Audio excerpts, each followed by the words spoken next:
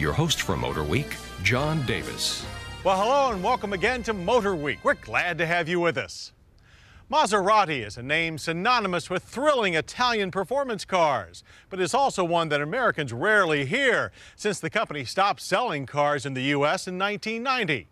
But now Maserati is back, but not with the burly Quattroporte or cool bi-turbo, but with this totally new Maserati Coupe, a car that promises style, performance, and technology worthy of the brand's legendary name. Welcome back, Maserati.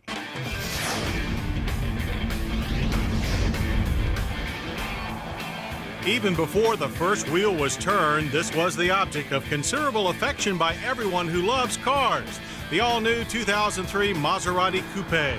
This sleek Trident badge two-door hardtop is available in two models, the manual Coupe GT and our test Coupe Cambiocorsa with the namesake automatic clutch gearbox, plus an even more enticing open-top Maserati Spider.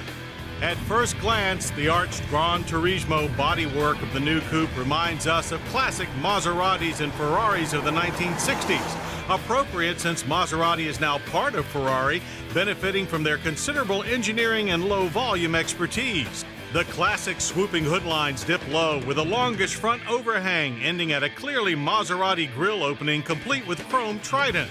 The ample 104.7-inch wheelbase allows for mostly smooth-flowing lines with proportions only going askew between the door and the rear wheel wells. The rear end is neatly clipped, and while the least distinctive aspect of the body, it's finished off nicely with no less than 4 chrome exhaust tips. Open the long doors and your senses are again filled with classic Maserati identity. The twin cockpit seating areas are finely sculpted with large stitch, wide-ribbed leather upholstery, 3-spoke telescoping steering wheel, and a comprehensive chrome bezeled gauge cluster protected from glare by a deep hood.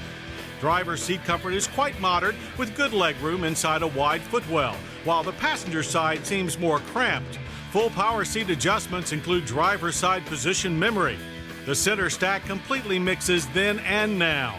An analog clock and flipper vents top a video screen Maserati Information Center that monitors audio, automatic climate, trip computer, and optional satellite navigation features.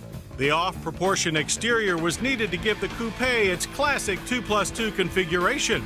A rear pair of richly appointed seats will coddle your kids and kit bags, but not much else. There is a trunk, though, where the optional CD changer resides, along with a tight 11 cubic feet of designer luggage. Traction control is standard on the 6-speed manual GT and on our car with the Cambiocorsa automatic clutch manual transmission.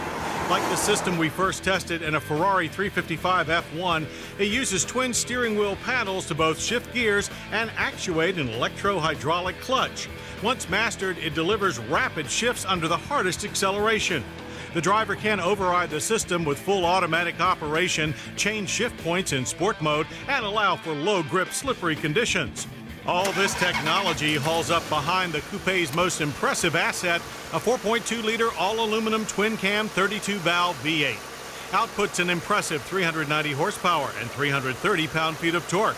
Carefully derived from the V8 that drives Ferrari's 360 Modena, its mechanical music at idle is only bested by the results when wheels do begin to turn.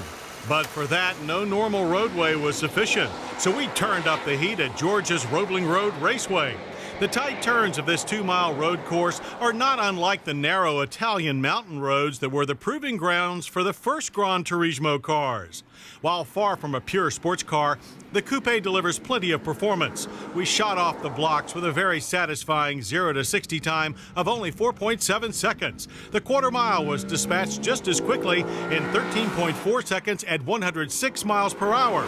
Maybe it's the conservative look of the Maserati coupe that makes these times all that more impressive.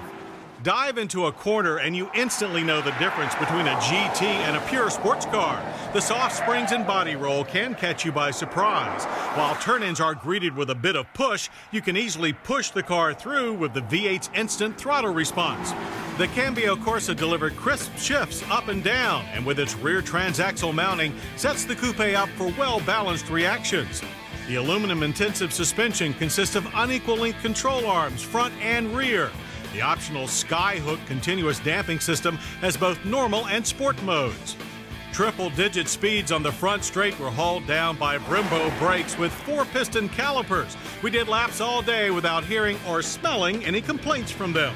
While not designed for this kind of track abuse, it wouldn't take much to make the coupe a real competitor.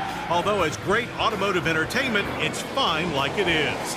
That includes when touring down more normal byways. The ride is smooth with great bounce control and a body solidity we're not used to in Italian cars. Now, our reunion with Maserati wasn't perfect. There were hints of some electrical gremlins in our very early test car, but it made it through our tough week of testing in fine shape. And that brings us to what shape your bank account has to be in to own a Maserati Coupe. Well, at $84,025 for the GT manual or $87,225 for the Cambiocorsa, it's not inexpensive, except in comparison to the least expensive Ferrari at more than 50 grand more. An exotic car for a down stock market? Maybe. An individual Italian work of automotive art at prices within the realm of reality? You're getting warmer. The finest example of a Gran Turismo automobile in decades? Warmer still. An impressive restart for one of the most fabled names in the auto world? Now that's the 2003 Maserati Coupe Cambiocorsa exactly.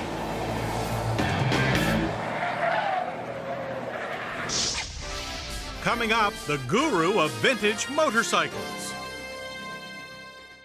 No matter how complex the automotive